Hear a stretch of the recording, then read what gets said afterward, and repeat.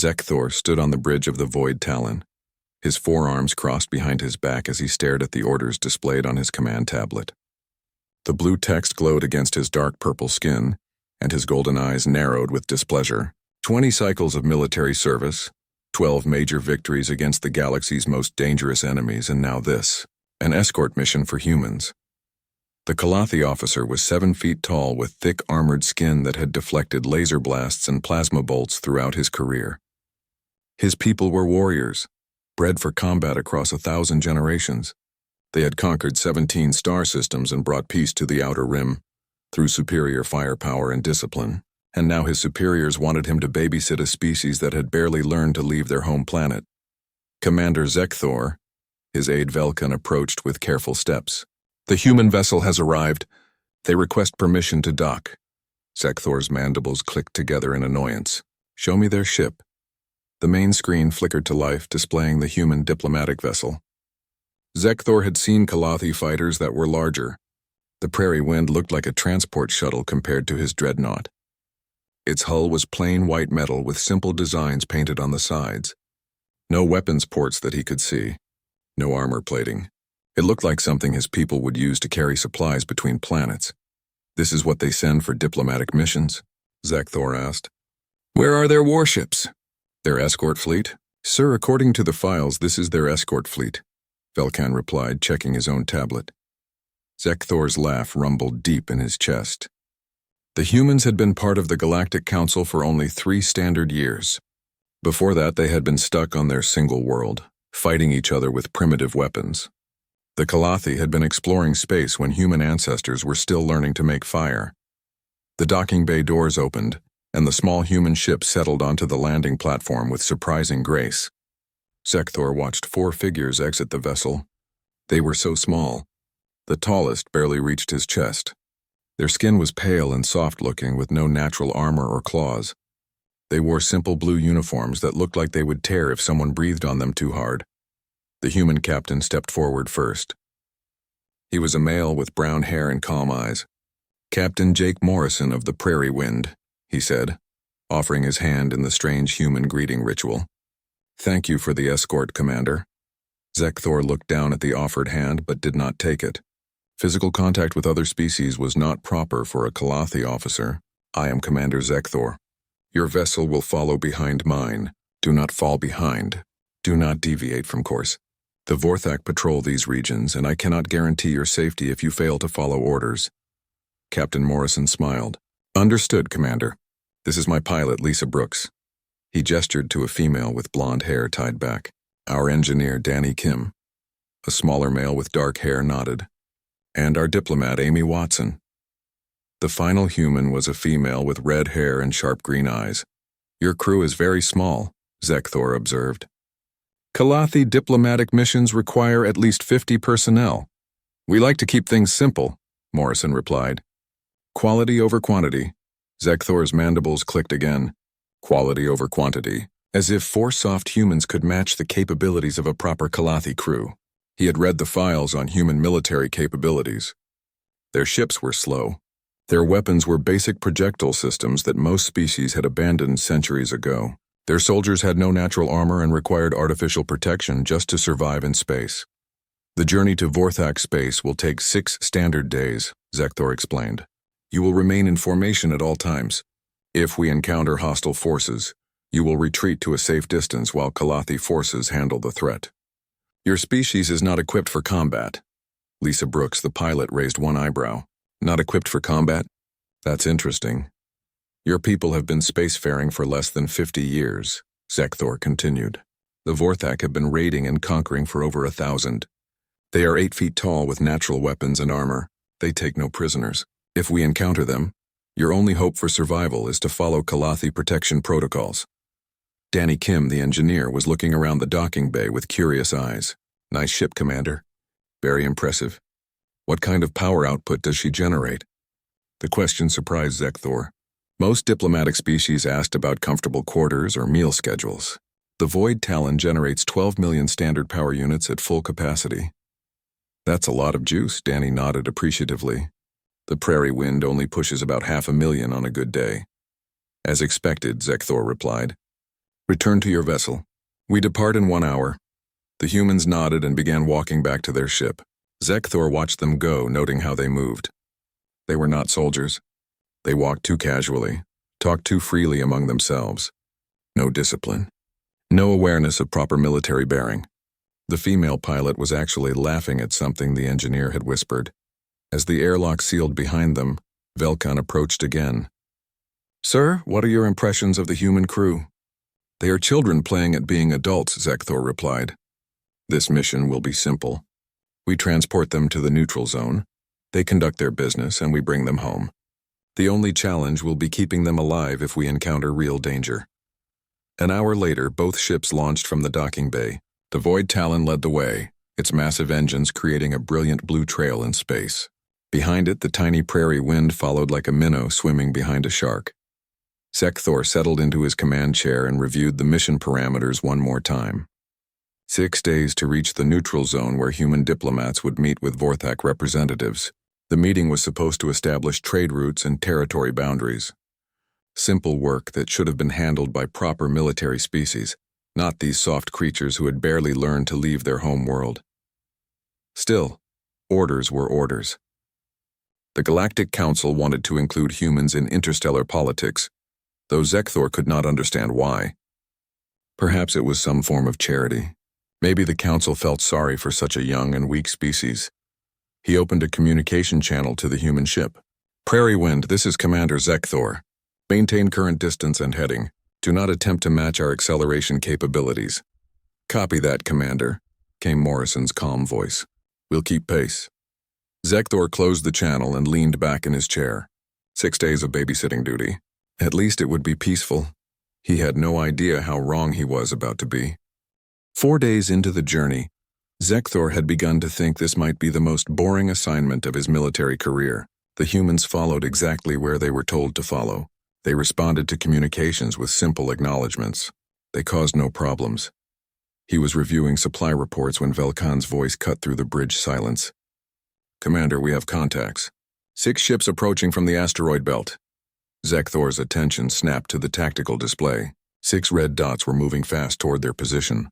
The computer was already running identification scans. After a few seconds, the results appeared on screen, and Zekthor's blood went cold. "Vorthak raiders," he announced to his bridge crew. "Battle stations."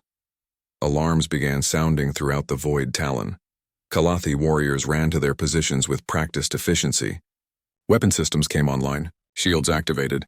The dreadnought transformed from a transport vessel into a weapon of war. Zekthor opened communications to the human ship. "Prairie Wind, we have hostile contacts approaching. 6 Vorthak raiders. Retreat to coordinates I am sending you now. Maintain maximum distance from the engagement zone." "Understood, Commander," came Morrison's voice, still impossibly calm. "How many hostiles?" 6 Vorthak warships. Each one carries a crew of 40 warriors. They will attempt to board and capture any ship they can reach. Your vessel has no defenses against them. Copy that. "We're reviewing our options." Zekthor frowned. "Options? What options could humans possibly have against Vorthak raiders?" "Captain Morrison, you have no options except retreat. Move to the coordinates I transmitted immediately." "Just give us a minute, Commander." The Vorthak ships were getting closer. Zekthor could see them clearly now on the long-range sensors. Each ship was designed for one purpose: hunting. They were black as space with jagged edges and weapon ports covering every surface. The Vorthak built their ships to look as terrifying as possible, and it worked. Most species surrendered rather than fight when they saw those hulls approaching. "Velkan, prepare firing solutions," Zekthor ordered. "Standard battle formation. We will engage them before they can get close enough to board." "Sir, the human ship is not retreating," his sensor officer reported. "They are moving toward the asteroid belt." Zekthor looked at his screen in disbelief. The tiny prairie wind was indeed moving away from the safe coordinates he had provided. Instead, it was heading directly toward a cluster of large asteroids. Are they lost? Cannot they read simple navigation data? He opened communications again. "Prairie wind, you are moving in the wrong direction. The retreat coordinates are behind us, not ahead." "Actually, Commander," came Morrison's voice, "we'd like to try something different if that's okay with you." "Try something different?" Zekthor's mandibles clicked rapidly. "Captain Morrison, this is not a training exercise.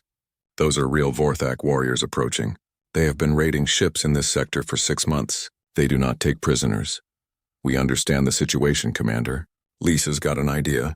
Danny thinks it might work. Amy's running some calculations. Zekthor stared at his communication panel. The humans were discussing plans while 6 of the most dangerous raiders in the galaxy approached their position. It was like watching children try to plan strategy against a pack of hungry predators. Prairie Wind, you will follow my orders immediately. Retreat to safe distance, Commander. Morrison's voice had changed slightly. It was still calm, but there was something else in it now. Something Zekthor could not identify. We appreciate your concern, but we've dealt with hostile forces before. You have never dealt with forces like this, Zekthor replied firmly. The Vorthak are not like other species. They are pure predators. They live only to hunt and kill.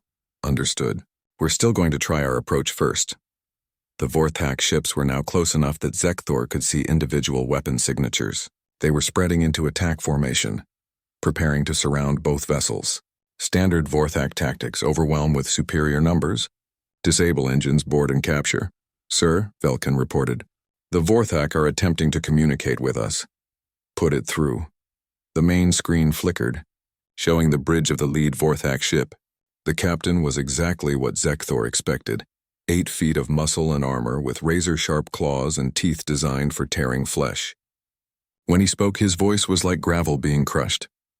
Kalathi vessel, you carry prey in your company. Surrender the small ship and we will allow you to leave unharmed. Zekthor stood from his command chair. I am Commander Zekthor of the Kalathi Defense Force. The vessel under my protection is on a diplomatic mission, authorized by the Galactic Council. You will withdraw immediately. The Vorthak captain's laugh was a horrible sound. The Galactic Council has no authority here, Kalathi. We claim this territory by right of strength. Surrender the prey ship or we take it by force. The ship is under Kalathi protection. Then you will die protecting worthless prey. The communication ended. Zekthor turned to his tactical officer. All weapons, prepare to fire on my command. Sir, the sensor officer called out. The human ship has disappeared. Zekthor spun around to look at the display. The Prairie Wind was gone from sensors. No explosion, no debris field. It had simply vanished. Scan the asteroid field, he ordered. They must be hiding behind the rocks. Scanning now, sir. No contacts in the asteroid belt. This made no sense. Ships did not just disappear. Zekthor was about to order a more detailed scan when one of the Vorthak ships suddenly erupted in fire. The Raider's engine section exploded, sending the ship spinning out of control. What happened? Zekthor demanded. Unknown, sir. The Vorthak ship appears to have suffered a catastrophic engine failure. But Zekthor was watching the tactical display carefully. For just a moment, he thought he saw a small contact near the damaged Vorthak ship. Then it was gone again. A second Vorthak raider suddenly lost its main weapon array in a series of small explosions. The ship was still functional, but its primary guns were offline. Sir, Velkan said quietly, I think the humans are attacking them. Impossible, Zekthor replied. Human ships carry no weapons capable of damaging Vorthak armor. But even as he said it, a third Vorthak ship lost its navigation sensors in another mysterious explosion. The raiders were now firing wildly into the asteroid field, trying to hit something they could not see. Zekthor opened communications on all frequencies. Prairie Wind, respond immediately. We're here, Commander, came Morrison's voice. He sounded slightly out of breath, but still calm. Everything okay? What are you doing? Trying something different, like we said. Another Vorthak ship shuddered as something impacted its hull. This time, Zekthor caught a glimpse of the Prairie Wind as it darted between 2 large asteroids, moving faster than any ship that size should be able to move. How are you doing this? Zekthor asked. Lisa's a really good pilot, Morrison replied. And Danny's been making some interesting modifications to our engine output. Zekthor watched in amazement as the tiny human ship appeared briefly, fired some kind of projectile weapon at a Vorthak raider, then disappeared again into the asteroid field. The Vorthak were becoming frustrated, firing massive energy beams at rocks and empty space. This was not how space combat was supposed to work. Ships were supposed to face each other in formation and exchange fire until one side was defeated. This was something else entirely. This was hunting. Zekthor had been in 17 major space battles during his career. He understood tactics, strategy, and the proper way to conduct warfare between civilized species. What he was watching now made no sense according to everything he had learned about combat. The prairie wind was not fighting the Vorthak raiders. It was playing with them. Lisa Brooks was flying the human ship through gaps between asteroids that were barely wider than the vessel itself. She would appear from behind one rock, fire a burst of projectile weapons at a specific target on a Vorthak ship, then disappear behind another asteroid before the raiders could return fire. "Sir," Velkin reported, "the Vorthak are attempting to pursue the human ship into the asteroid field." "Show me."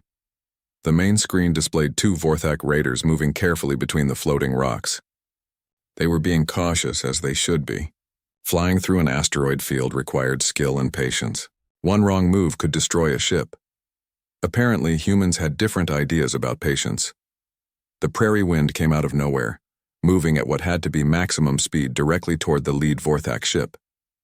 At the last possible second, Lisa Brooks pulled the ship into a spin that should have torn the hull apart from stress. Instead, the human vessel slipped past the raiders' weapons and fired a series of projectiles directly into the ship's engine intake. The Vorthak ship exploded from the inside. "Impossible," Zekthor whispered. "No pilot can fly like that."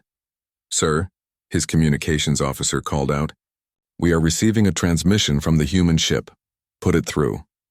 "Hey, Commander," came Danny Kim's voice over the speakers. "Quick question. Do you happen to know if Vorthak ships use standard galactic power coupling systems?" Zekthor blinked all 4 eyes. "What? Power coupling systems? You know, the connectors that link the main reactors to the weapon batteries. Are they standard across most ship designs? Yes, most galactic species use compatible systems for ease of maintenance." "Great, thanks. That's really helpful." The communication ended. Zekthor stared at his bridge crew, who looked as confused as he felt. Why would a human engineer care about power coupling systems during a battle? His question was answered 30 seconds later when the second Vorthak ship in the asteroid field suddenly went dark. All power, all weapons, all life support systems simply shut down. What happened to them? Zekthor asked his sensor officer. "Unknown, sir. All systems appear to have failed simultaneously." Zekthor was beginning to understand that the humans were not using any kind of warfare he recognized. They were not trying to destroy the Vorthak ships with superior firepower. They were attacking specific systems, disabling rather than destroying. This required detailed knowledge of enemy ship design. It required precision flying. It required weapons that could target small, specific components instead of overwhelming entire vessels. It required thinking like engineers instead of warriors. A new alarm sounded on the bridge. "Sir, 3 Vorthak ships are attempting to board the human vessel." Zekthor's blood went cold. The Vorthak had given up trying to fight the prairie wind in the asteroid field. Instead, they were using their most terrifying tactic, direct assault. Vorthak warriors would cut through the human ship's hull and board it directly. "Prairie wind, you have boarding parties approaching," Zekthor announced over communications.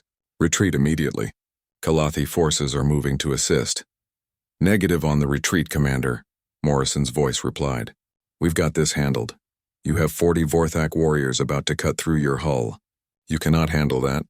"Actually," came Amy Watson's voice, "it's 36 warriors, and they can only board us 4 at a time through standard airlocks." Zekthor's mandibles clicked rapidly. The diplomat was correcting his tactical assessment. "During a battle, while boarding parties prepared to cut into her ship, how do you know their numbers?" he asked. "Basic math," Amy replied calmly. "Standard Vorthak raider crews are 12 to 14 warriors per ship. 3 ships means 36 to 42 total. But they'll leave skeleton crews on their ships, so probably 36 boarders maximum. The humans were doing mathematics while being attacked by the most dangerous raiders in the sector." "Sir," Velkan reported, "the Vorthak have attached to the human ship's hull. They are cutting through." Zekthor opened a channel to his tactical officer. "Prepare boarding teams. We are going to assist the humans. Sir, by the time we reach them, the battle will be over." Zekthor knew this was true. Vorthak warriors were killing machines. They had natural armor, razor claws, and centuries of experience in ship-to-ship combat. 4 humans with no military training would be dead in minutes. Then he heard something over the communication channel that made his skin crawl. Lisa Brooks was laughing. "Danny," her voice came through clearly, Remember that trick you showed me with the artificial gravity generators? Which one? Danny's voice replied. The spin cycle or the hammer drop? Let's start with the spin cycle. Zekthor did not understand what they were talking about. Then his sensors showed the prairie wind beginning to rotate along its central axis, slowly at first, then faster. Much faster. The human ship was spinning like a child's toy, but somehow maintaining its position relative to the attached Vorthak vessels. The raiders were being dragged along, unable to detach their boarding clamps while their ships were spinning out of control. What are they doing? Velkin asked. Zekthor was starting to realize that asking what humans were doing was the wrong question. The right question was why they thought their insane plans would actually work.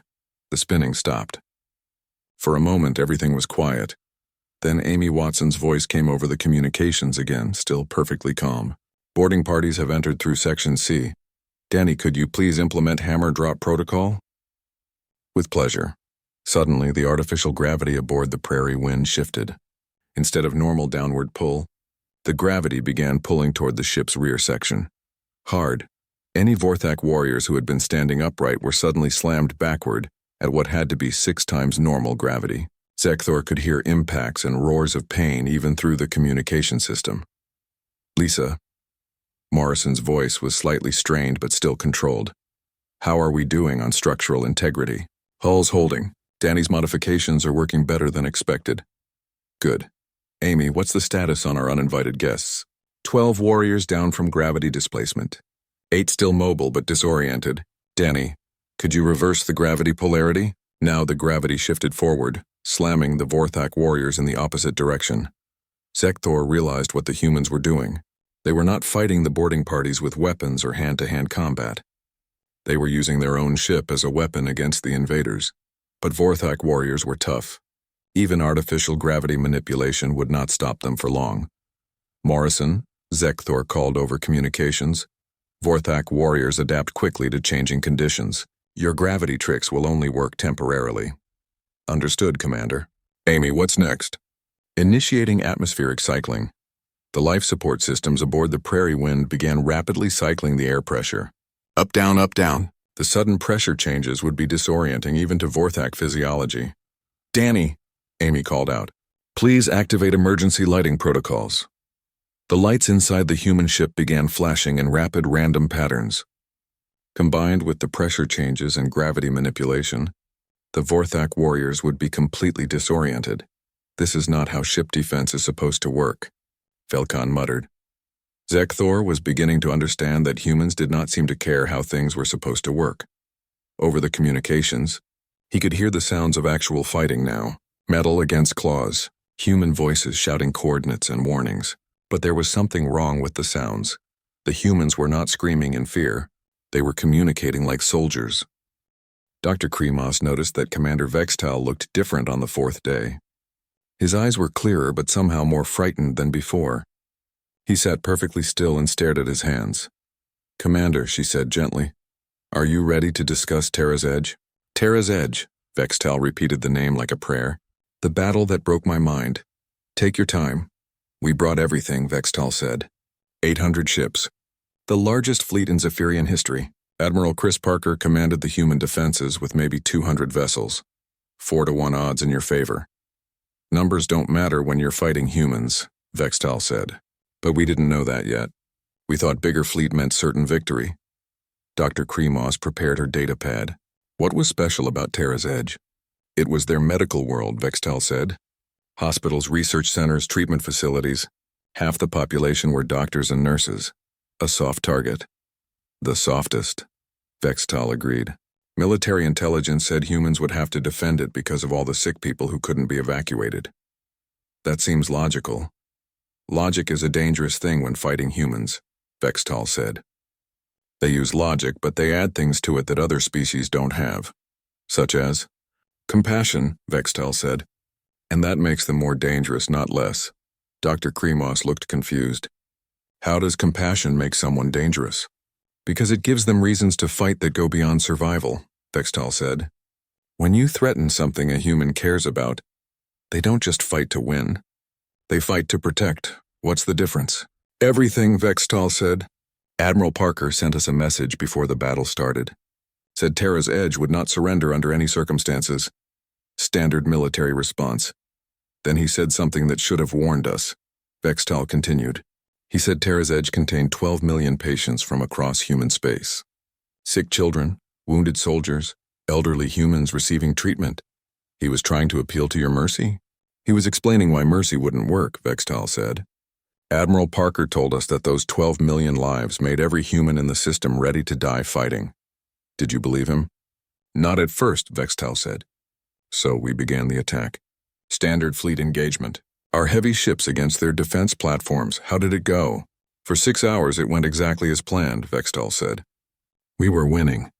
Human ships were falling back. Their orbital defenses were failing. What changed? Lieutenant Alex Taylor changed everything, Vextal said. Young human officer on a damaged cruiser.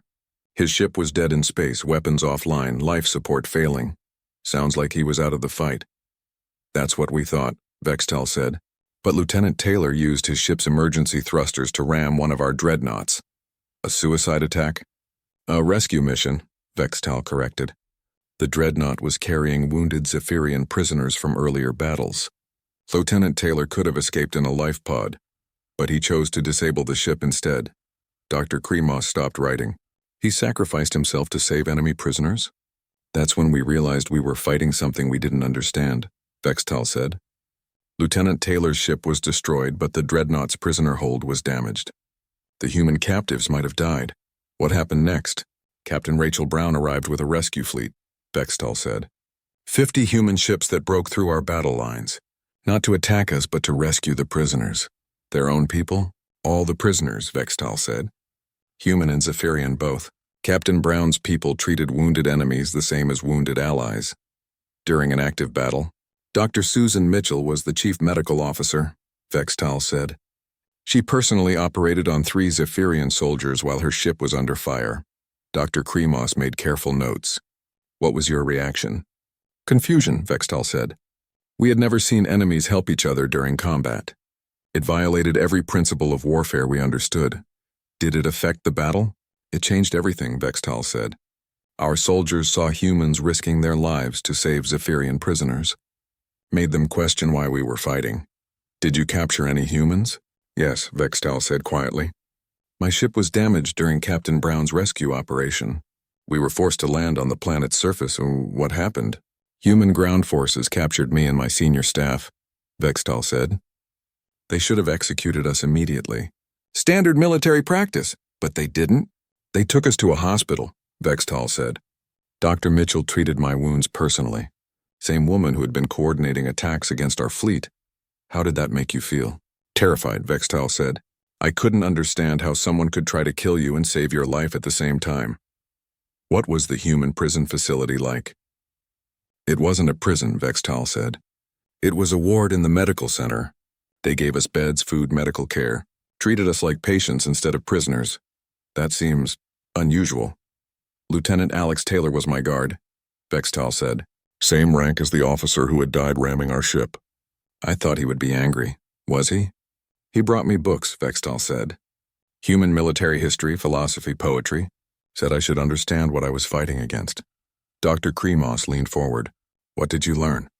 That humans have been fighting each other for thousands of years, Vextal said. Every war, every battle, every conflict in their history was against other humans. How is that relevant? Because it means everything they know about warfare comes from fighting the most dangerous opponent in the galaxy, Vextal said. Themselves. I don't understand. Dr. Mitchell explained it to me, Vextal said. She said humans developed rules of war to limit the damage they could do to each other. Rules of war? Protocols for treating prisoners. Prohibitions against certain weapons. Protection for medical personnel and civilians. Vextal's voice got quieter. They invented mercy as a military tactic. Why would they do that? Because without rules, human warfare would destroy everything, Vextal said. Dr. Mitchell showed me historical records. Wars where humans killed billions of each other. Weapons that could turn entire planets into glass. That's impossible. That's what I thought, Vextal said. Until she showed me the technical specifications. Humans have weapons they choose not to use. Dr. Kremos wrote quickly. What kinds of weapons? Planet crackers. Star killers. Biological weapons that could wipe out entire species. Vextal looked at the doctor with haunted eyes. They have the technology to destroy galaxies, but they keep it locked away. Why? Because they're not monsters, Vextal said. They're the opposite of monsters. They're the most moral species in the universe. How did you escape? I didn't escape, Vextal said. The war ended while I was their prisoner. How? Admiral Parker contacted the High Command directly, Vextal said. Offered a complete ceasefire and prisoner exchange. Unconditional surrender? Negotiated peace, Vextal corrected. Admiral Parker said humans didn't want to destroy the Zephyrian Empire. They just wanted us to stop attacking them. The High Command agreed? After they saw what Dr. Mitchell showed me, Vextal said. Admiral Parker sent them the same historical records. The same weapon specifications. He was threatening you? He was educating us, Vextal said. Showing us what humans could do if they stopped being merciful. What convinced the High Command to make peace? Lieutenant Taylor told me, Vextal said. The human government released classified military documents. Battle plans for attacking the Zephyrian homeworld. Invasion plans? Pacification plans, Vextal said. Detailed strategies for conquering our empire without destroying it. How to minimize civilian casualties. How to preserve our culture and technology. They were planning to invade you? They were planning to save us, Vextal said. From ourselves. The documents showed that humans saw the war as a management problem, not an extinction event. Dr. Kremos was quiet for a long moment. How did this make you feel? Small, Vextal said. We thought we were fighting for survival, but humans were fighting to teach us a lesson. What lesson? That mercy is not weakness, Vextal said. That civilization requires restraint. That the strongest species are the ones who choose not to use their full strength. Is that when you began having nightmares? The nightmares started when I realized what we had really been fighting, Vextal said. Not human soldiers. Not human weapons. Not even human tactics. What then? Human kindness, Vextal said. They could have destroyed us completely, but they chose to save us instead. That's a good thing, isn't it? Vextal looked at her with broken eyes. Doctor, do you know what it's like to discover that your worst enemy is also your best friend? Dr. Kremos shook her head. It breaks your mind, Vextal said, and mine has been broken ever since. On the 5th day, Commander Vextal entered the room and sat down without being asked. Dr. Kremos noticed his hands had stopped shaking. His eyes were clear and focused. He looked like a different person. I need to tell you the rest, he said before she could speak. The rest? The part that will destroy your sleep the way it destroyed mine, Vextal said. The truth about what humans really are. Dr. Kremos prepared her datapad with careful hands. Something in the commander's voice made her nervous. After the prisoner exchange, I was debriefed by High Command. Vextal began. They wanted to understand how we lost the war. How a superior force was defeated by an inferior enemy.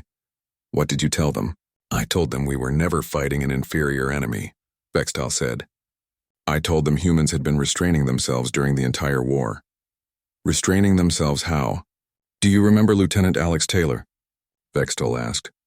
The young officer who guarded me? Yes. On my last day as a prisoner, he gave me something, Vextal said. A datapad containing human military history. Why would he do that? Because he wanted me to understand what my people had survived, Vextal said. He wanted me to know how lucky we were. Dr. Kremos made notes. What did the data contain? Records of human conflicts spanning 3,000 years, Vextal said. Detailed accounts of every major war in their history. What did you learn? That everything we saw during our war was humans playing by our rules, Vextal said. Limited casualties. Minimal collateral damage. Restricted weapon systems. You mean they could have fought differently? Doctor, do you know how many humans died in their Second World War? Vextal asked. No. 70 million, Vextal said. In 6 years? Humans killed 70 million of each other using primitive technology. Dr. Kremos stopped writing. That's impossible. That's just one war, Vextal continued. They had hundreds of wars. Some lasted decades. Some killed even more people. Why are you telling me this? Because during our entire conflict with humanity, fewer than 50,000 humans died, Vextal said. 50,000 across 18 months of warfare. That seems reasonable for a modern conflict. No, Vextal said. That's humans being gentle with us. Gentle? President Mary Johnson sent the Zephyrian government a complete analysis after the war, Vextal said. Showed us exactly what human military doctrine looks like when they're fighting to exterminate an enemy. What does it look like? Total warfare, Vextal said.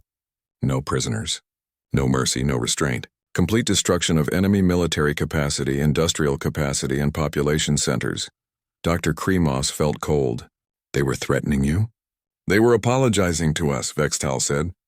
President Johnson explained that humans had developed these extreme tactics for fighting other humans. She wanted us to understand that they never considered using them against us. Why not? Because humans saw us as children, Vextal said. Dangerous children who needed to be taught a lesson, not adults who needed to be destroyed. How do you know this? General Tim Anderson provided classified documents, Vextal said.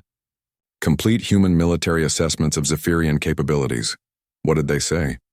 That Zephyrian technology was approximately equivalent to human technology from 500 years ago. Vextal said quietly. That our tactics were outdated by human standards. That our soldiers were brave but inexperienced. Inexperienced? Humans have been fighting continuous wars for thousands of years, Vextal explained. Every generation learns from the previous generation's conflicts. They have institutional knowledge of warfare that spans millennia. And Zephyrians? We had fought 3 minor conflicts in the past 1,000 years, Vextal said. None lasting more than a few months. We knew how to win quick victories against weak opponents. But humans weren't weak opponents. Humans weren't opponents at all, Vextal said. They were teachers. Dr. Kremos looked confused. Teachers?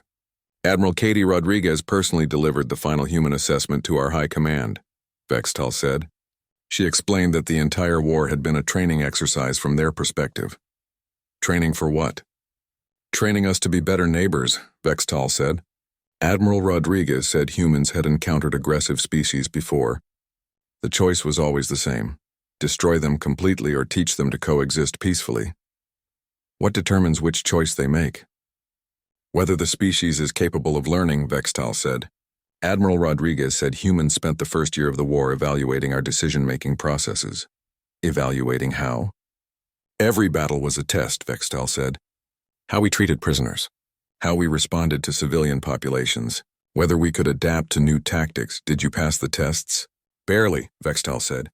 Admiral Rodriguez said we showed enough moral development to be worth saving. Saving from what? From extermination, Vextal said simply.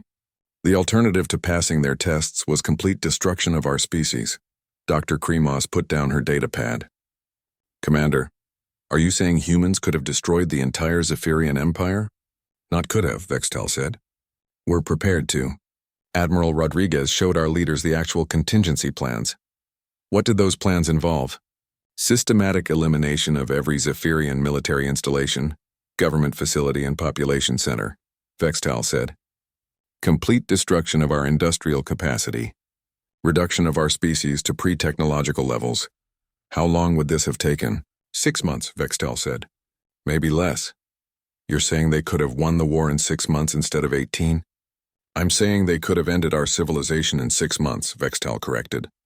The 18-month war was them teaching us how to be civilized. Dr. Kremos was quiet for a long time. What was the most disturbing thing you learned? That humans have done this before, Vextal said. Admiral Rodriguez gave us historical records of 12 other species that attacked humanity. What happened to them? 3 learned to coexist peacefully, Vextal said. They're now allied with humans. And the other 9? They don't exist anymore, Vextal said quietly. Humans destroyed them?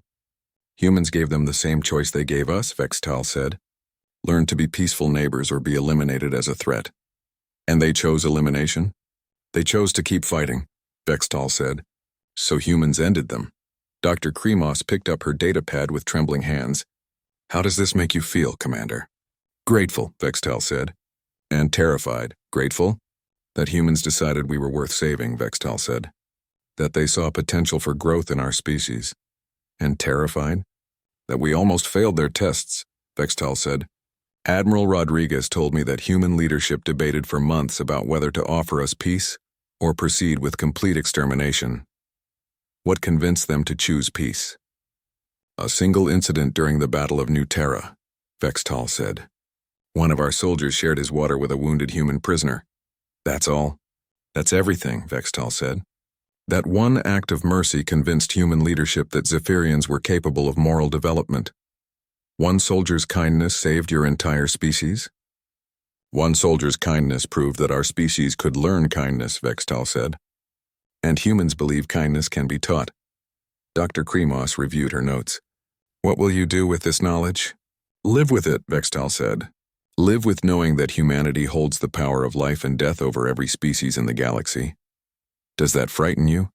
It should frighten everyone, Vextal said. But it also gives me hope. Hope? Because if humans wanted to conquer the galaxy, they could do it tomorrow, Vextal said. But they don't want conquest. They want coexistence. How can you be sure? Because they're still teaching, Vextal said. Admiral Rodriguez visits our homeworld twice a year, shares human knowledge, helps us develop better technology. Why would they do that? Because humans believe that making their neighbors stronger makes the galaxy safer, Vextal said. They want allies, not subjects.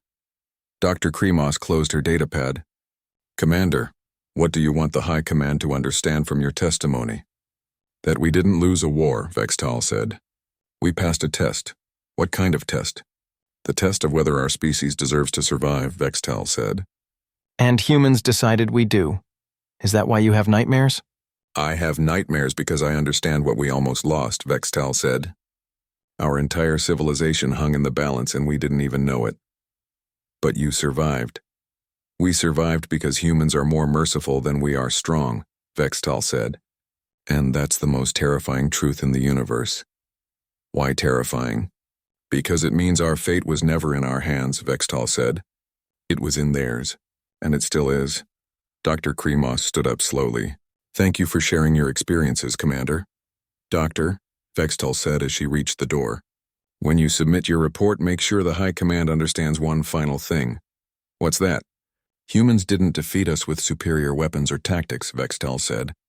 They defeated us with superior morality. And that's what makes them the most dangerous species in the galaxy, Vextal said. Because they're also the most good. Dr. Kremos left the room and walked quickly to her office. She had a report to write, but she already knew the conclusion. The Zephyrian Empire would classify this information indefinitely. Some truths were too dangerous to share, even with their own people.